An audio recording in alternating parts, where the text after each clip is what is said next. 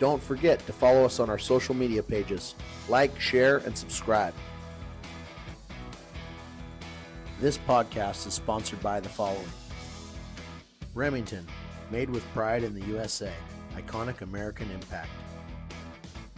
Wenig custom gun stocks. Head on down for your custom fitting. Remember, winners shoot Wenig. Shot Tracker, like having a coach on your barrel. For more info, go to takeaimtech.com. Life is too short to miss. RM Shooting Clinics, helping shooters from coast to coast.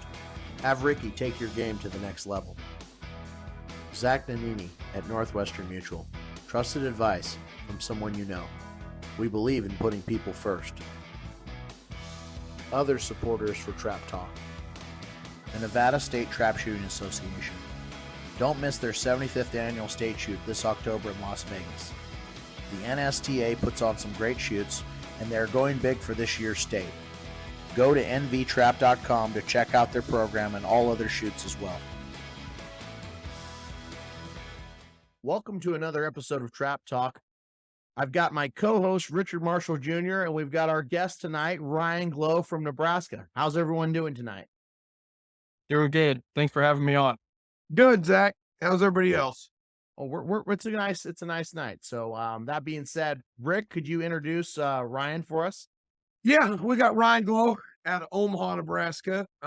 Ryan's a first-time Open ATA All-American. He made the first place on the second team this year.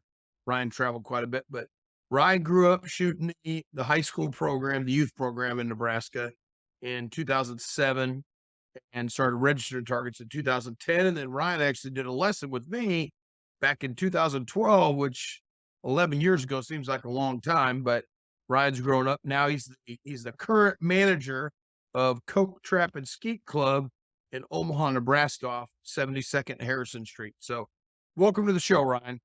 Thank you. Thanks for having me on, guys. So absolutely. Ryan, I think the reason we really wanted to have you on the show is you offer a lot. You're a younger guy who's making the All-American team for the first time. Congratulations on that. You run a gun club, and also you really started shooting ATA in 2010, correct? That's correct. So you haven't been shooting for, you're not like one of these guys been shooting for 30 or 40 years, right? You decide, hey, I love this. And within, a 10-year period of time, got really serious about it. So, tell us a little bit about how you started and how you've gotten to be making the All-American team over the last 10 years.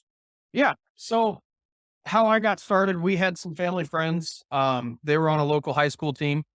That high school team had, they do it, a fall fun shoot, kind of get engagement from the community. I went out to one of those and really just fell in love with it. I had a background in shooting shotguns just from growing up duck hunting with my dad and everything. So that kind of got me into trap shooting in general. And then from there, it just kind of took off. I shot the youth program here in Nebraska. You can start in the 6th grade and continue shooting. So I shot through high school. And didn't really know much about the ATA until about 2010, talking to other shooters, and things like that. And they kept saying, hey, you should expand your shooting and shoot into the ATA. And so I started doing that in 2010. But for me, I never was able to travel all summer. I worked a lot in summer. So I'd hit 2 to 3 shoots. Nebraska State shoot, maybe Iowa, South Dakota, sometimes the Grand Week. Just kind of depended on the year, how free I was that year and things like that. But finally got the opportunity to travel quite a bit this last year. So I said, hey, I'm gonna set a goal and try to get to 7 shoots. Made 6 this last summer and made the team. I was happy with that and made my goal. And this year I plan on hitting 7 or 8 to try to make the first team again this year. So Ryan, you say, you set goals and stuff, which that's a big thing. Zach and I talk about a lot on the show, is setting goals. Everybody should have them. I have them. I know does. And now we know you do. So your goal was to make the All-American team. And I know you expanded out and went to some shoots. I know you came out to Ohio State shoot last year. And I told you asked me some shoots and I told you Ohio was a great shoot. I know it sucks. It's right on top of Nebraska. You know, it's 4 years in a row, and then like the 5th year it's off. But you're also a gun club manager.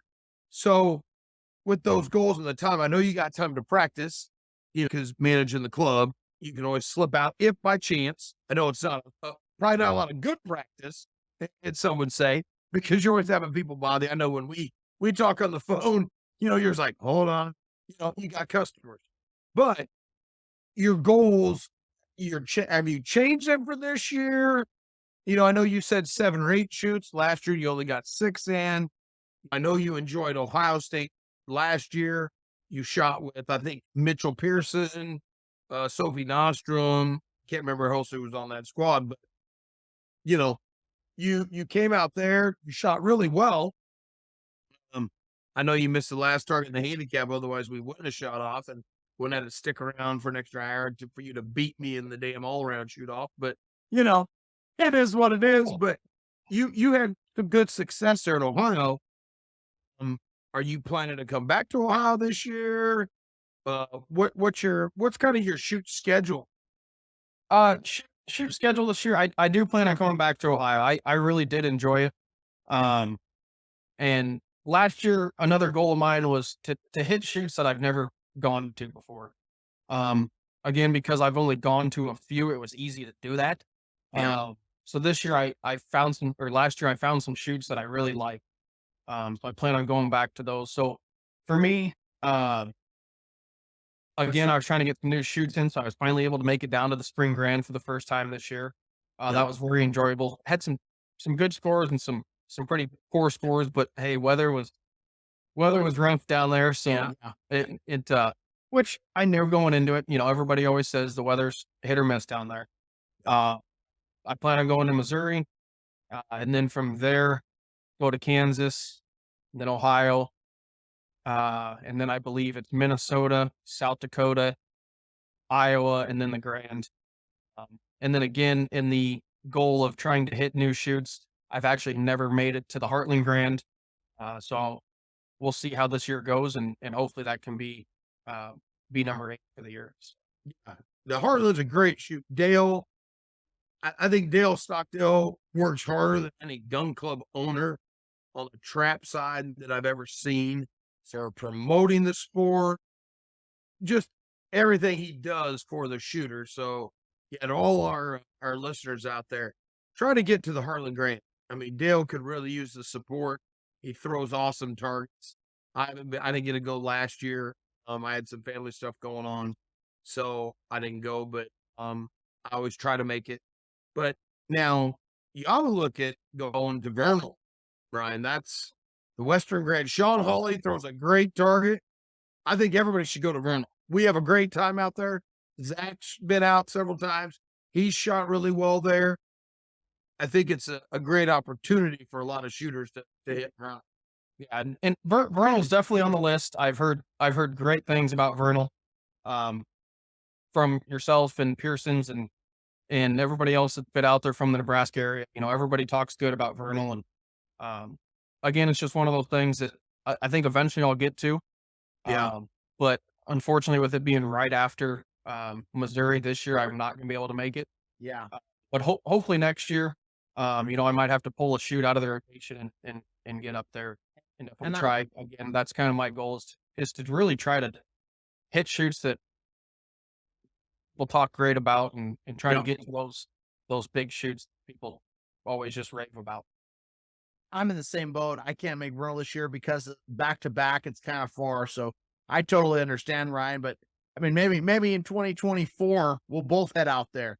I think that sounds like a good plan. But let's do it. You know, you were mentioning earlier, you know, planning your shoots out, picking on those goals. I don't know if everyone that's listening knows, but if to make the All-American team, you have the opportunity of going to up to 7 shoots. So they count your best 7 shoots. Best 7. So to make it on 6 shoots means you obviously could have made it higher if you were able to make the time to go to another shoot and shoot it well, hopefully, right? So, but to go to extra shoots, then you get the ability to throw some away. And I think it's important for people to say, hey, I want to make the All-American team, at least to plan out 5, 6, or 7 shoots to give themselves a reasonable chance. Would you agree with that, Rick? Yeah. So, I mean, I go to, God, I'd have to look, but 10 shoots or so, 9, 10, 11, whatever I can do. This year's going to be a little shorter because Zach and I went to Dubai, so we missed the spring grand and such. And then I missed shooting Arizona State shoot because I had some back issues. But you try to go to at least 7 or more, they take your best 7. So to get a chance, yeah, you want to go in the bigger shoots out there. You know, I go to PA, I go to Ohio. Those 2 are the top 2 state shoots as far as attendance wise. And then it goes down to usually Wisconsin and 3 and 4 for state shoots. And Wisconsin's a great state shoot. I mean, those guys up there in cheese country, I mean, they throw a great shoot. It's a good time. They great camping facility right there at the club. You know, full hookups, and you know they throw great targets. And Iowa does too. I know Iowa this year is. I think Zach, are you going to make it to Iowa or no? Not sure yet. Not sure. Iowa, Well, I think Wisconsin. you should play. Listen. They're giving away $10,000 if you break 100 in a handicap. Hey, that's Now, a good that's opportunity. all the That's gotta be handicaps in outcome. the shoot, but it comes down to Sunday. So say you break 100 on Wednesday's handicap, I break 100 on Thursday's handicap, and Ryan breaks 100 on Fridays, and that's it. Us 3, we go into Sunday's handicap, we shoot off for the 10 grand. That's pretty cool. I like that. Now, you know, that's some good money to shoot for. There, not many shoots are doing that. So kudos to Iowa State shoot. Maybe we get, you know, one of their directors on here or something. We could, you know, do a little short, you know, skit on Iowa State shoot or something. But it's a great shoot. I've been going there for years. I've missed it a few times, but I know Ryan shot with me last year, and him and I got our butts kicked in singles by Tyler from the week. Freaking 14-year-old kid pounded us. But It happens. It does. Trust me. So Ryan, now you've said, okay, my goal is I made the second team, want to make the first team. Other than adding the shoots, what are you going to work on either from a mental perspective or from a training perspective to raise yourself to that level? Or do you feel like it's just a matter of going a little bit more? I think it's a little bit of both. I felt pretty confident this year with shooting and just, you know, I still need to train a little bit and work on the mental game. There's always those shoots that you're at that you kind of get a little nervous on. You know, you're breaking a good score, or, you know, you're leading something, and you know you're out there shooting a handicap, and all of a sudden you're dropping a target because you're thinking about the money you might make or something like that on an option. Yeah. So that's big for me. So I think, you know, a few of those, and even the shoots I go to, you know, I had a couple really, really good shoots, and I had a couple shoots that, heck, I wish I would have had 7 or 8, you know, or I guess 8 or 9 shoots to drop a shoot. Yeah. And so it's just that mental game of going from shoot to shoot to shoot. You come off of a good shoot, you can't just walk into the next one, you know, going through the motions. You got to shoot it like you just shot the last one. And so that, I think that's going to be big for me this year, is just to remember that of every shoot I go into, I've got to, you know, have the same thought process and everything like that, and going through it. Whether it's a work ethic, a thought process. Hey, I'm going into this because I mean, everyone's had a great shoot and then backed it up with a crappy shoot, and everyone's had a bad shoot and backed it up with a great shoot. I mean, we've all done that, right? And I think to go back to back to back to back consistently, it goes back to your process at some level and your work ethic on what am I going to do here every single time. And sometimes it fails. I mean, as much as you want it to work, it doesn't always work, right? But the ability that you were able to bounce back from a bad shoot to a good shoot, what are you doing mentally? Okay, I had a bad shoot, going to the next shoot. How do you clear your head? To me, it's just, hey, that shoot's over. You know, I wish I could do it from event to event. But unfortunately for me right now, it's shoot to shoot. You know, you just say, hey, that shoot's over, whatever. You didn't win, you know, this event or that event. Move on to the next one. And prove to yourself, you know, not out there to prove anything to anybody, just except for yourself, to, hey, I know I can do better than that.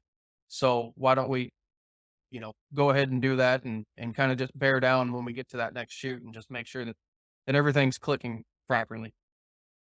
I know at the spring rain you struggled a little bit on some events, as did everybody, you know. But yeah, well, it's like I told you when I talked to you on the phone, and you're like, I can't believe I said, listen, event's over. You can't dwell on an event, at all. That does no good.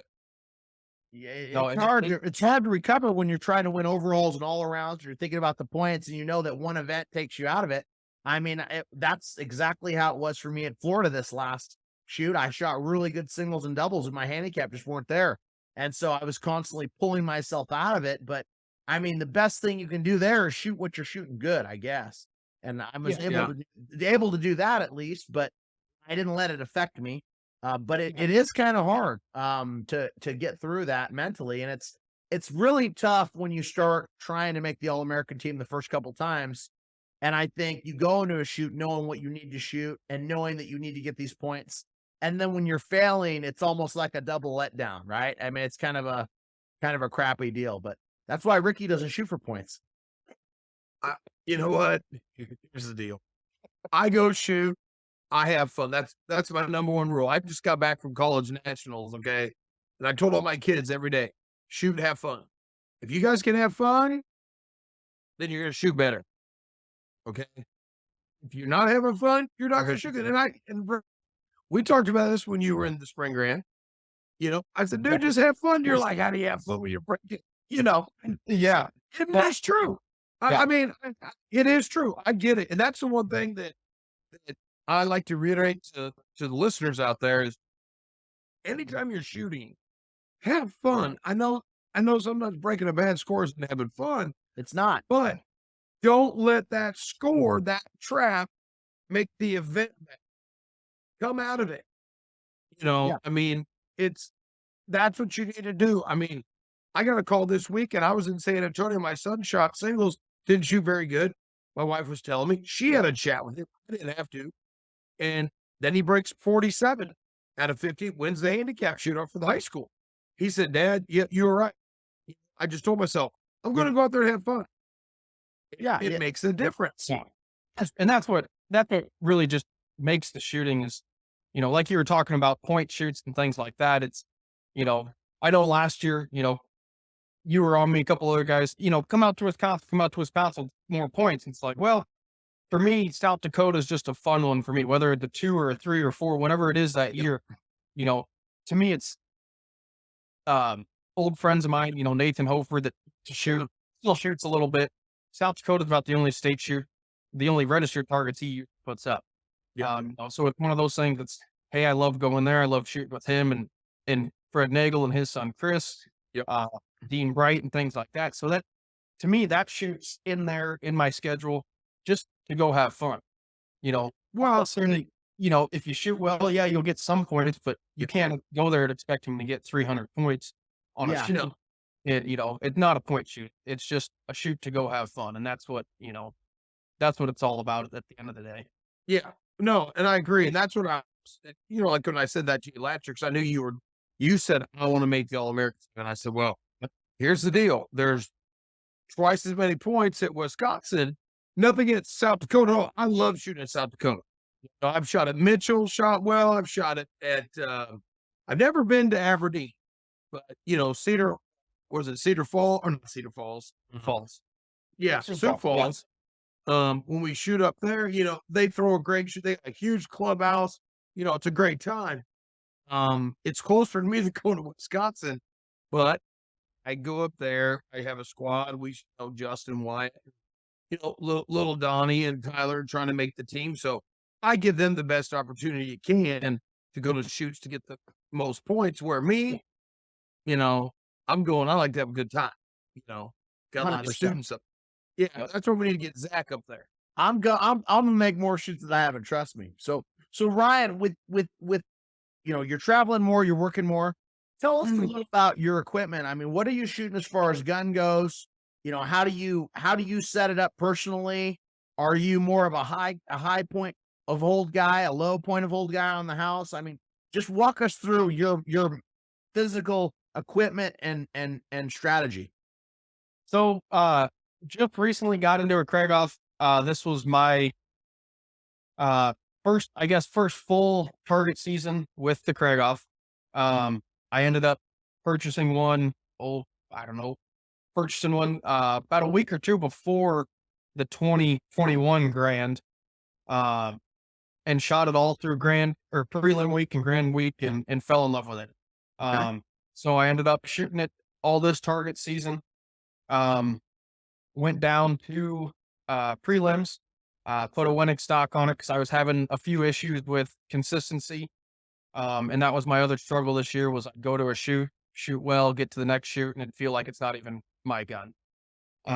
So, got a Wenig stock on it down at the prelims, and shot that all prelim and Grand week. Shot fairly well with that. So I was happy with that. So that's what I've been shooting for a gun, and plan on sticking with that for quite a while now. So are you on the house? Or are you holding a bug? Yeah. So sorry, hold points too. So yes, for singles, I'm a little bit above the house. I'd say probably, maybe a rib width above the house. Not necessarily bead on the house, but just a little bit above, shooting about 100% high gun. And you shoot the unsingle or the top single? I shoot the unsingle. Okay. So unsingle, 100% high, and 2 eyes or 1 eye? Both eyes. So both eyes, right-handed, right eye? Correct.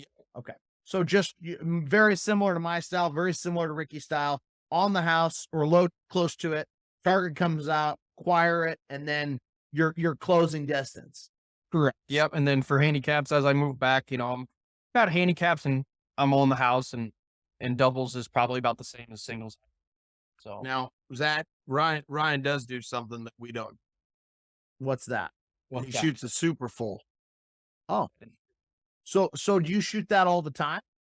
I do. When I got the Krieghoff, I bought the gun and I had, I don't know, 7-8 days to figure it out before the Grand. So I was shooting cases a day, trying to figure the gun out. And so, I was playing with chokes, playing with rib and cone, everything. Shooting some handicap, and I just happened to throw the super full in and shoot some handicap, and I liked the way it was breaking. And me personally, I'm a person that I don't like to sit there and change chokes or put a shim in a comb, things like that. Once I have the gun set up, leave it. Well, you're going to break them hard with a super full, that's for sure.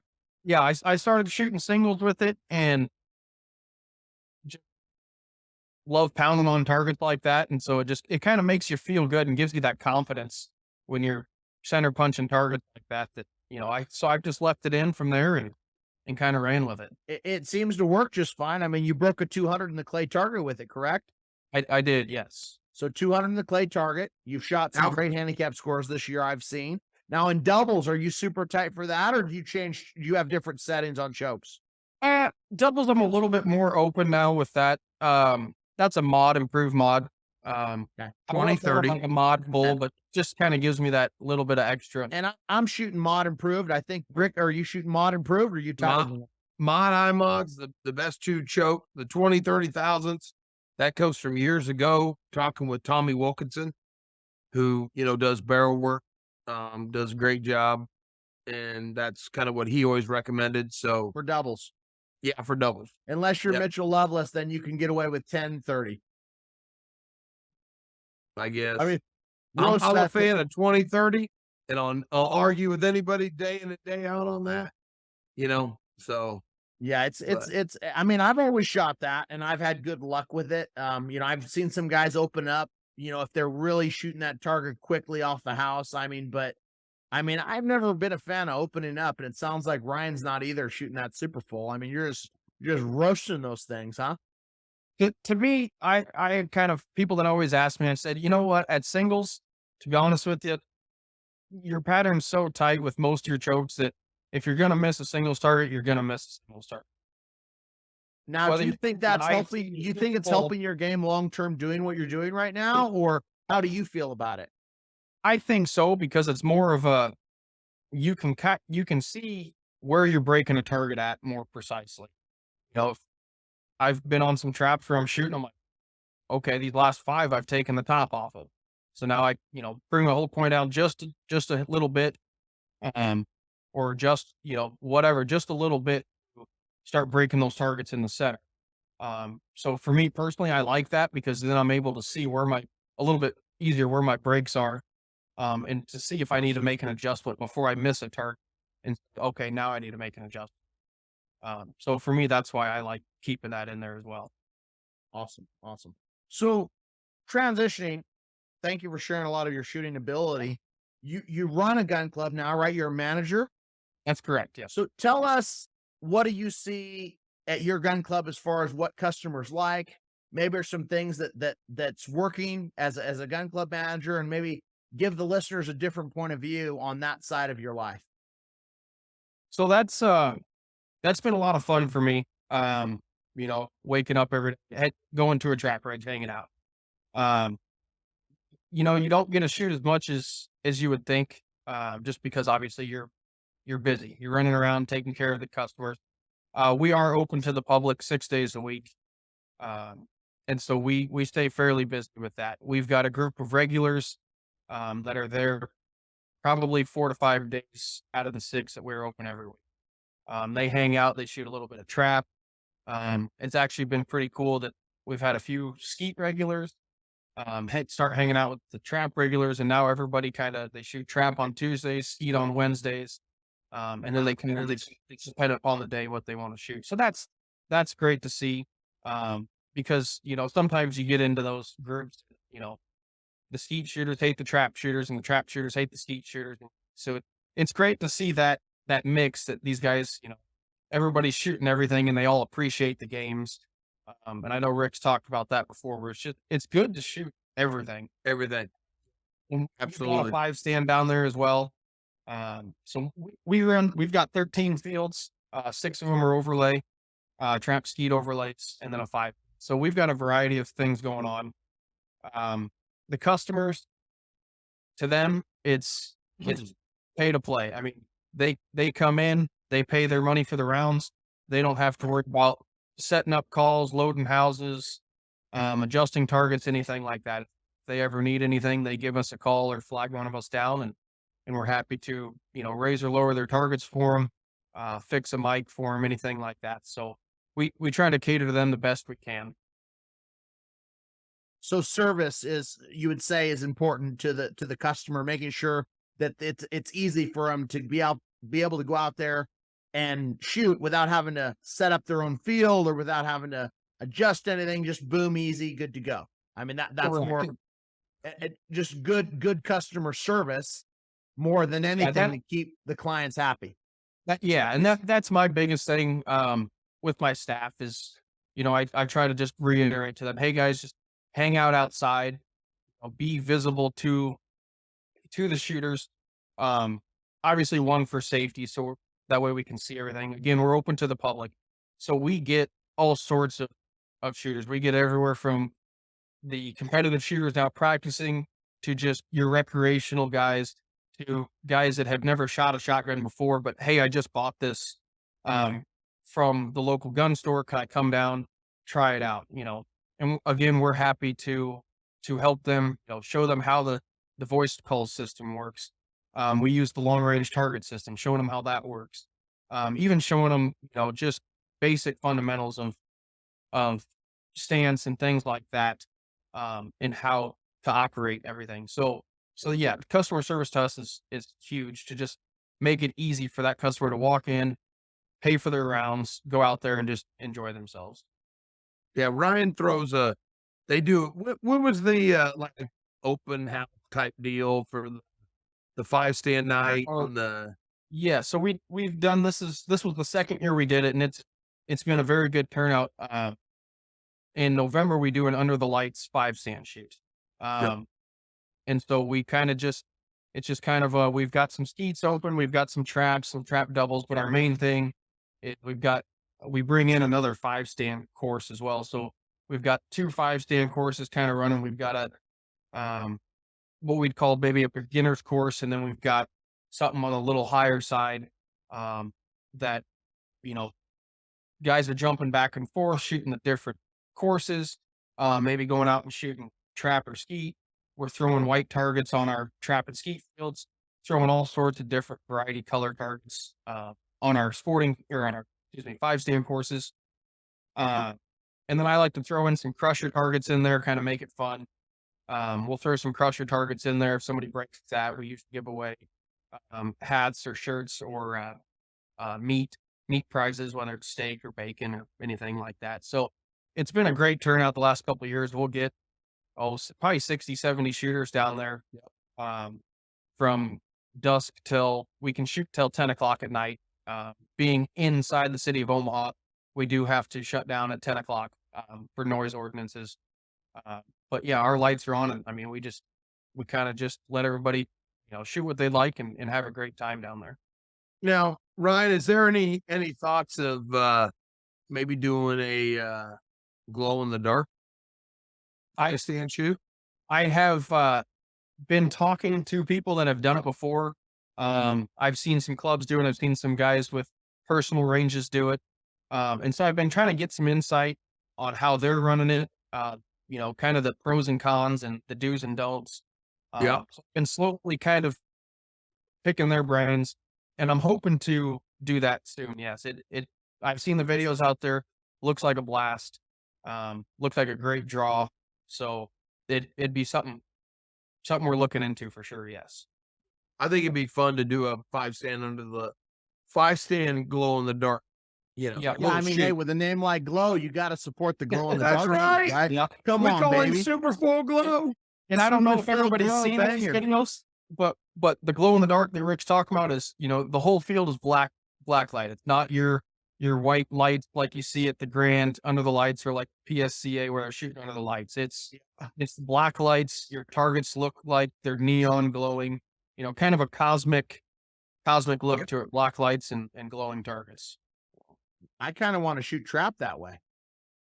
I think that'd be a lot of fun. I mean, that sounds like a good time. Let's get a black light, Rick. We'll go out there. Won't be able Let's to see get our it. beat. I'm in. We're in. I Sign mean, me up. think about those doubles and how they would look. What's the option?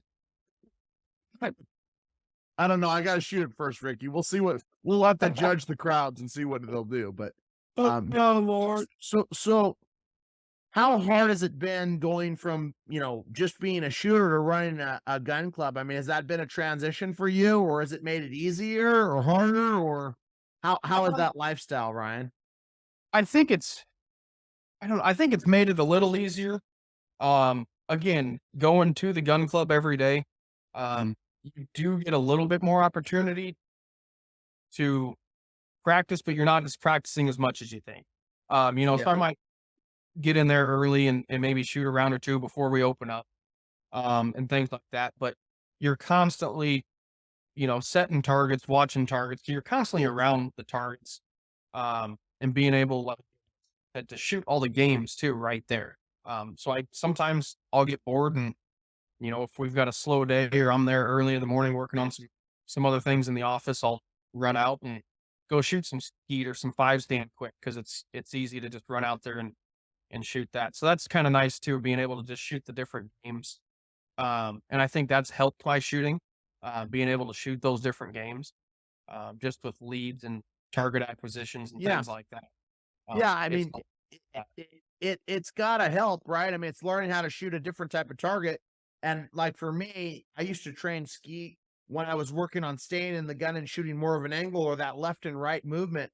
I mean, it helped me a lot in doubles when I really started to learn to stay in that gun and go left to right. At least that's kind of what I felt. I don't think shooting a target's going to hurt anyone. No. I definitely think it's given me a better appreciation of what it takes at these shoots, for the shoots to run efficiently. And so that's kind of been nice to, you're able to just sit back and kind of hang out and just know that, hey, these, you just appreciate the gun clubs that you go to, and you kind of see the different things and either bring that home or say, okay, I liked this about that gun club and I didn't like that about this gun club. And you can use that back at, I can use that back in Omaha at our gun club. Yeah. Now, talking about, being the manager, I know you guys host weekly high school shoots. We do. We do. How many kids are you getting?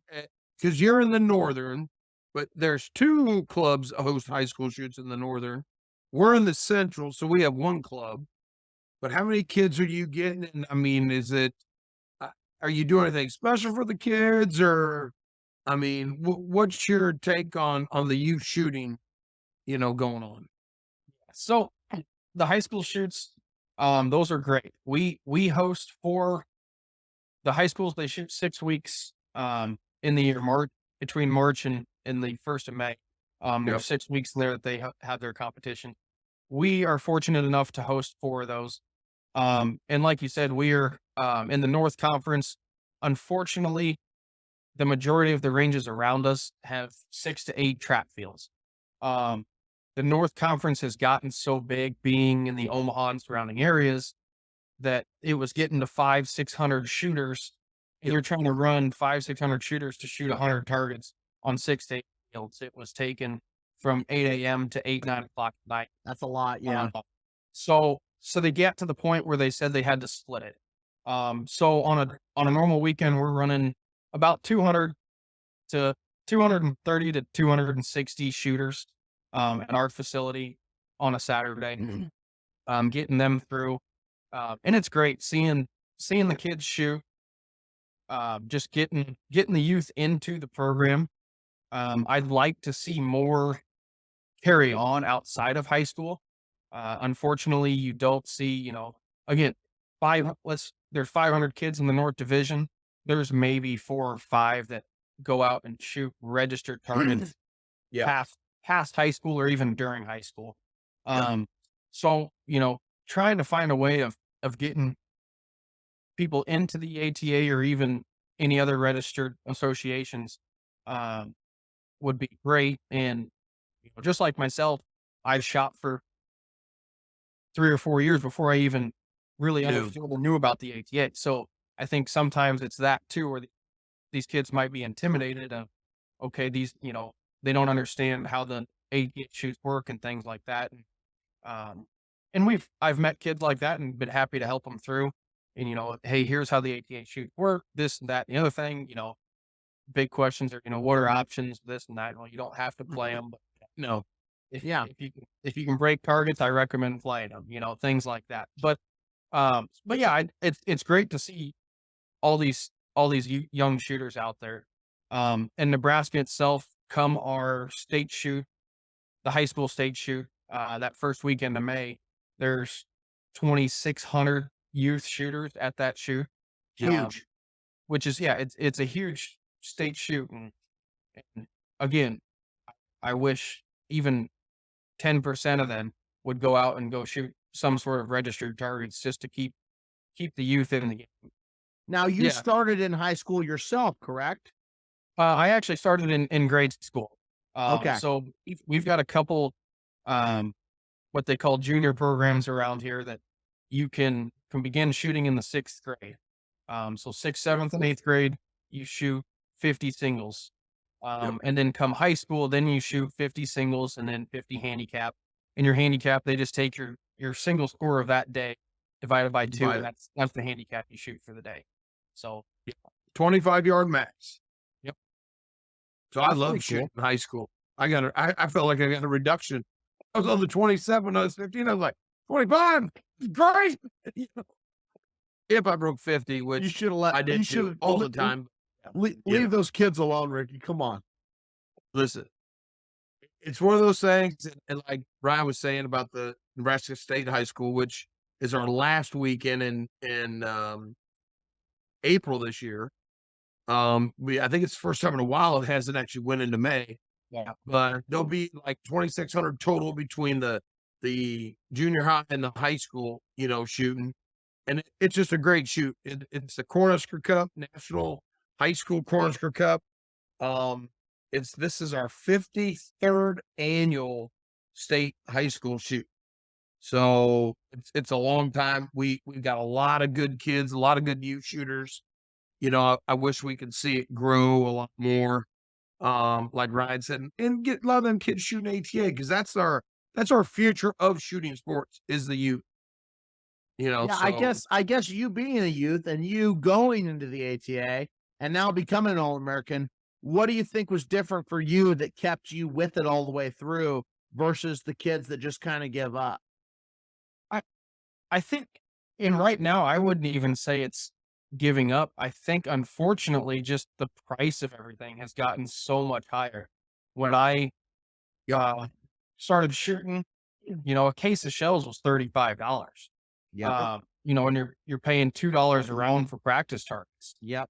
Um, I think it's just gotten so tough for a lot of people that aren't as fortunate as others to really just take it further, whether that be just even shooting the local ATA shoots, Yep. let alone traveling and going to a shoot.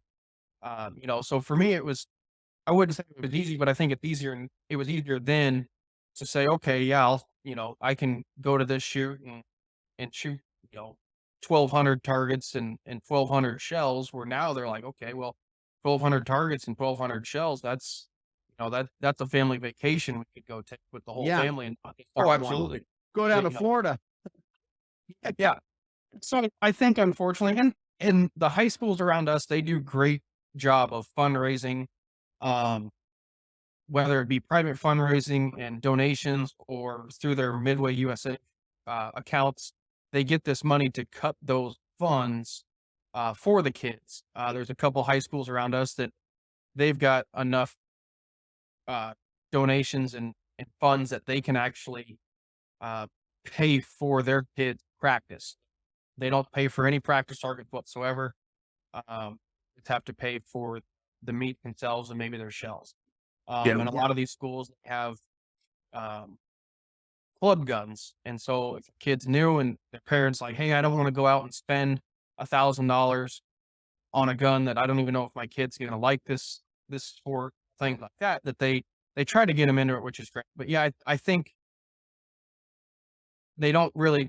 Some do give up. I think they just kind of do it as something to do and say, okay, that's or they did it because their grandpa or their dad or somebody in their family said, hey, you should do this. I used to do it. So they kind of do it for them. And then once they get out of high school, they kind of go their separate way. But I think a lot of it anymore, unfortunately, is just the cost of The that cost. is getting high. Yeah, I think those are two great points. One, cost, and two, I think there are a lot of kids that do it for their parents or their grandparents. And I think that as a parent or a coach, recognizing, does the kid want to do this, right? Is it what they want? Because I know I've not taught anywhere near as many kids as Rick has, but I've taught some. And you go there and maybe 8 or 9 of them are really excited to learn and really ready to, get for this, and they really want to do it. And then 1 or 2 are there and they're shooting their shells, but you can really tell they don't want to be there, or they're just not, maybe they're burnt out. Maybe they shot too much and they got to that point. And I think we all have to be cognizant of, the youth, because I have heard people say, man, I shot so much in high school, I'm burnt out. I don't want to shoot anymore. And if they're shooting that much and they're not enjoying it, maybe back them down, right? Like, I mean, it's got to be. It goes back to what Rick says. It's got to be fun.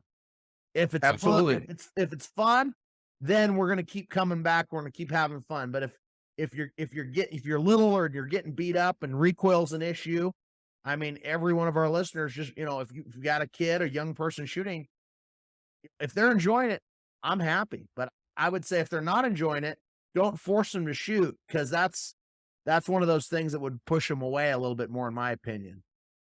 No, I agree with you. absolutely. Like you said, you definitely see helping out with some of the high schools. You definitely see those kids that, hey, I'm just here because my buddy is doing it as well, which is fine. That's great.